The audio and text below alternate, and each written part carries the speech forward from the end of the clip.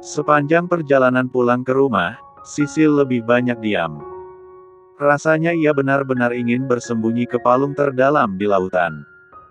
Ia bahkan berdoa semoga tidak pernah lagi bertemu dengan dokter yang merupakan teman suaminya itu. "Kenapa sih dari tadi diam?" tanya Juno, sesekali melirik istrinya, lalu kembali fokus dengan jalan di depan. Sisil mengalihkan perhatian sejenak. Ia menatap suaminya dengan bibir mengerucut. "Kenapa konsultasinya bahas gituan? Aku kan malu banget, Mas." "Malu kenapa, sih? Konsultasinya kan ke dokter kandungan. Masalahnya bahasnya tentang itu." "Malu sama dokternya?" protes Sisil masih dengan pipi bersemu merah. Melihat ekspresi wajah Sisil itu membuat Juno gemas setengah mati. Ingin rasanya mengurungnya seharian di kamar. Hanya berdua. Tangan kekar yang semula memegang setir itu berpindah mengusap puncak kepala istrinya yang terbalut hijab. "Sayang, setiap hari juga ada pasien yang konsultasi masalah itu. Namanya juga dokter kandungan. Sudah tugasnya dia. Tetap aja malu." Ia mengusap kedua sisi pipinya yang terasa panas. "Memang kenapa Mas Juno tiba-tiba konsultasi soal kebon? Aku rasa memang ada baiknya kalau kamu jangan hamil dulu. Usia kamu masih terlalu muda. Takut kamunya belum siap." Sisil termenung sejenak.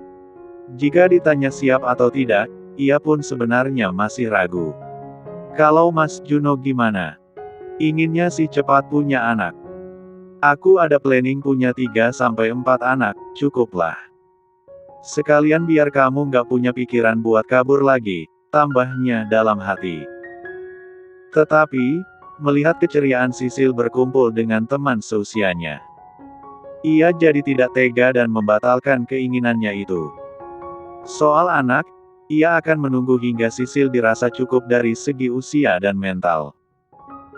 Setibanya di rumah, Sisil segera masuk ke kamar untuk mandi dan berganti pakaian. Seharian berada di luar membuat tubuhnya terasa lengket oleh keringat. Sementara Juno memilih ke ruang kerjanya lebih dulu. Ia sedang berbicara dengan Rio melalui telepon. "Alia dan Seira sudah menerima panggilan pemeriksaan dari pihak kepolisian," ucap Rio. "Alhamdulillah kalau gitu. Semoga mereka nggak ngedrama." "Nggak akan, sih. Ada bukti, kok. Bahkan plat mobil yang dipakai Seira buat nabrak Sisil kelihatan jelas. Soal Alia, kan ada saksi anak kosan yang lihat kejadian itu. Jadi, Alia nggak akan bisa ngelak." Juno menjatuhkan tubuhnya di sofa. "By the way, aku agak penasaran sih. Kamu kan pacaran sama Alia 2 tahun. Apa kamu gak ada perasaan apa-apa lagi ke dia? Sorry, bukan maksudku menjamah ranah pribadimu. Tapi, ya aku penasaran aja." Juno terdiam sejenak mendengar pertanyaan itu. Sebagai seorang lelaki normal, dulu ia memang merasa memiliki perasaan suka terhadap Alia. Siapa yang tidak suka dengan wanita cantik dan pintar, bukan? Namun, kehadiran Alia ke dalam hidupnya terbilang cukup aneh dan mendadak. Ia tiba-tiba menjadi guru di sekolah yang sama dengan Juno. Bahkan awal berkenalan dulu, Alia lah yang lebih dulu mengejar dirinya dan menyatakan cinta. Juno yang kala itu belum memiliki kekasih itu pun sempat tergoda dan akhirnya berpacaran dengan Alia selama 2 tahun. Panjang ceritanya, Rio. Nggak tahu kenapa, sejak ada Sisil semuanya berbeda. The power of ijab kabul, nih, gurau lelaki itu. Juno berdecak pelan. Pikiran tentang Sisil kembali mendominasi. Setiap kali hanya berduaan di suatu tempat dengan Sisil selalu membuat darahnya terasa mengalir lebih cepat. Ia memutus panggilan setelah berbicara dengan Rio.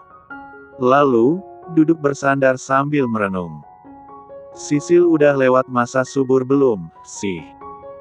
Menghela napas, Ia segera bangkit meninggalkan ruangan itu menuju lantai atas. Saat memasuki kamar, suara gemercik air terdengar dari kamar mandi. Sesekali mandi B4R3 nanogram, seru kayaknya. Baru saja Juno akan menarik handuk, tiba-tiba ponsel milik Sisil berdering. Lelaki itu melirik benda pipi yang tergeletak begitu saja di meja. Ada nama Arvin yang tertera pada layar. Mau apa lagi dia? Juno sengaja tidak menjawabnya dan malah menolak panggilan. Kemudian membuka aplikasi WhatsApp dan melihat pesan yang baru saja dikirim Arvin dan belum terbaca oleh Sisil. B4 nges 4 tet. Maki Juno dengan rahang mengetat. Bagaimana tidak kesal, di dalam pesan tersebut, Arvin sedang mencoba mendesak Sisil untuk meminta uang kepadanya dalam jumlah yang cukup besar. Juno menggerakkan jemarinya pada permukaan layar ponsel. Membaca semua pesan yang dikirim Arvin kepada adiknya itu. Rupanya Arvin beberapa kali mendesak Sisil untuk meminta uang, namun Sisil selalu menolak dengan berbagai alasan. Kenapa Sisil nggak pernah bilang soal ini? Gumamnya. Amarah Juno terasa meledak di ubun-ubun saat melihat bukti transfer yang dikirim Sisil untuk kakak lelakinya itu. Melihat jumlahnya, Juno yakin jika itu adalah seluruh gaji Sisil selama bekerja sebagai cleaning service di sebuah perusahaan. Bahkan ia mengirimkan semua gajinya kepada Arvin tanpa sisa. Kamu gimana, sih? Juno itu anak orang kaya pasti punya banyak uang. Kamu mintalah. Nggak guna banget kamu. Maki Arvin dalam pesannya. Maaf, Kak. Adanya cuma segini. Nanti kalau aku ada uang, aku kirim lagi. Isi pesan balasan Sisil. Tangan Juno terkepal kuat. Jika Arvin ada di hadapannya saat ini, kepalan tinjunya pasti sudah mendarat ke wajah lelaki itu. Belum hilang kemarahan Juno, ponsel kembali berdering. Lagi-lagi dari Arvin. Membuatnya segera menuju balkon kamar untuk menerima panggilan dari kakak iparnya itu. Dari mana aja kamu, kenapa nggak jawab telepon? Mana uangnya? Bentak lelaki itu. Amarah Juno semakin meluap. Ternyata selama ini istrinya ditekan seperti ini sampai harus bekerja keras untuk mengirim uang kepada kakaknya. Ngapain lagi kamu telepon istri saya? Sahut Juno dengan menekan kata istri sebagai bentuk kepemilikan. Ya, Sisil memang miliknya sekarang. Dah hanya dirinya yang berhak sepenuhnya atas istrinya itu. Di mana Sisil? Kenapa kamu yang jawab teleponnya? Kamu lupa kalau sekarang dia istri saya. Desisnya geram. Saya nggak peduli. Mana adik saya? Saya perlu bicara sama dia. Juno membuang napas kasar. Sebagai suaminya, saya nggak mau istri saya bicara dengan manusia seperti kamu. Jauhi istri saya dan jangan pernah hubungi dia lagi. Arvin malah terkekeh. Berani kamu mengancam saya? Apa kamu lupa kalau rekaman video kamu masih ada sama saya? Saya bisa saja menyebarkan ini dan reputasi kamu akan hancur. Silahkan lakukan apa saja. Kalau mau disebar pun silahkan. Tapi jangan pernah usik istri saya lagi, atau kamu akan mendekam dalam penjara. Seolah tidak takut lagi dengan ancaman Arvin yang pernah membuatnya mati kutu, Juno mengakhiri panggilan begitu saja. Lalu, kemudian memblokir nomor Arvin dari ponsel istrinya. Pintu kamar mandi yang terbuka mengalihkan perhatian Juno. Ia segera beranjak masuk dan mendapati Sisil keluar dengan handuk melilit di dada. Mengulas senyum, ia mendekat dan memeluk istrinya, membuat Sisil gelagapan dan langsung memegangi handuknya agar tidak melnorot seperti kemarin. Mas Juno, kenapa? Lepasin dulu. Cuma mau peluk kamu. Bentar aja, bisiknya pelan, dengan pelukan semakin erat. Kali ini tidak akan ia biarkan Arvin atau siapapun untuk menekan istrinya lagi. Udah peluknya? Belum. Juno mengembangkan senyum. Mengecup kening istrinya itu, lalu membawanya ke tempat tidur. Sepertinya naluri lelaki benar-benar telah berada di ubun-ubun. Mas, masih sore. Biarin. Mau cobain saran dokter tadi. Moga nggak kebablasan. Sialan.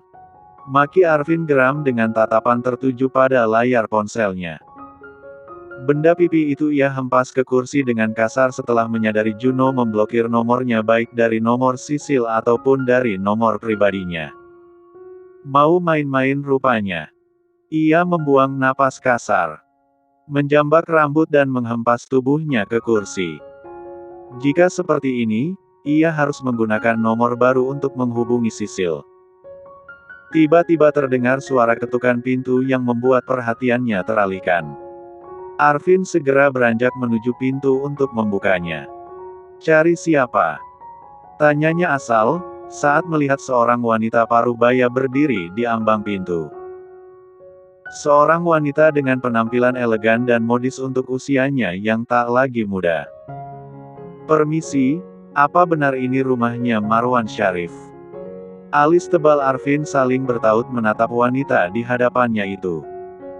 Beberapa minggu kemudian hari pengumuman kelulusan para siswa akhirnya tiba.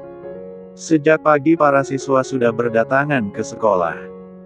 Untuk menjaga ketertiban, maka pengumuman tersebut dilakukan di aula sekolah. Para siswa kelas 3 pun sudah berkumpul di aula dan mengisi setiap kursi. Sisil dan Nindi yang duduk bersebelahan tampak berdebar. Sementara Hito yang duduk di samping Nindi tampak cukup santai. "Duh, aku lulus enggak, ya?" gumam Nindi khawatir. "Insya Allah kamu lulus. Kamu kan sudah belajar maksimal," sahut Sisil berusaha menenangkan kegelisahan sahabatnya. "Kalau kamu sama Hito aku yakin akan lulus, kalian cepat banget ngerjain soal ujian, tapi aku gimana? Aku merasa bodoh sendiri di antara kalian." Nindi mendesah frustrasi. "Kan gampang, kalau nggak lulus bisa nyusul paket C." Hito terkekeh menatap Nindi. "Itu kan malu-maluin." Senyum terukir tipis di sudut bibir Sisil mendengar kegelisahan Nindi. Tatapannya kemudian tertuju kepada Juno yang saat ini sedang duduk di barisan kursi para guru. Tatapan keduanya pun saling bertemu. Tatapan Juno yang hangat dan penuh cinta itu entah mengapa selalu berhasil membuat Sisil berdebar. Menciptakan semburat merah pada pipinya. "Jangan tatap aku terus. Aku malu," tulisnya dalam sebuah pesan yang ia kirim ke nomor sang suami. "Malu kenapa? Tiap malam begadang bareng juga," balas Juno disertai emoji kiss. "Malam ini jalan-jalan ke puncak, yuk. Berdua aja, jangan ajak dua teman kamu itu," tambahnya dalam pesan. "Mau ngapain ke puncak, Mas? Bikin anak?" Bibir Sisil mengerucut membaca pesan bernada rayuan tersebut. Ia melirik suaminya yang tersenyum puas sambil menggerakkan alisnya naik turun. Tak pernah terbayangkan sebelumnya, bahwa guru paling galak di sekolah itu bisa berubah menjadi begitu lembut. Beberapa waktu belakangan ini Sisil merasa begitu terlindungi oleh Juno. Suaminya itu tak segan melaporkan penyerangan yang dilakukan Alia kepadanya, hingga wanita itu harus ditahan selama 2 bulan. Belum lagi Seira yang harus mendapatkan bimbingan konseling, mengingat ia masih di bawah umur. Selain itu, Juno juga menjauhkannya dari tekanan Arvin. Lelaki itu bahkan tak peduli dengan segala ancaman Arvin untuk menyebarkan video mereka di balkon rumah. Momen paling mendebarkan itu pun dimulai. Pengumuman kelulusan dilakukan dengan pembagian amplop kepada siswa menurut nama dan nomor ujian masing-masing. "Aduh, aku nggak bisa. Nggak sanggup ya, Rap," ucap Nindi. "Keadaan frustrasi gini kamu baru ingat Tuhan, Nin." Gurau Hito terkekeh, dan langsung mendapat balasan cubitan keras dari Nindi.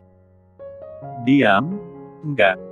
Oke, aku akan cosplay jadi batu." Hito mengatupkan bibir menahan tawa. Gimana kalau kita tukar amplop aja? Aku buka punyamu dan kamu buka punyaku. Tawar Sisil kepada Nindi.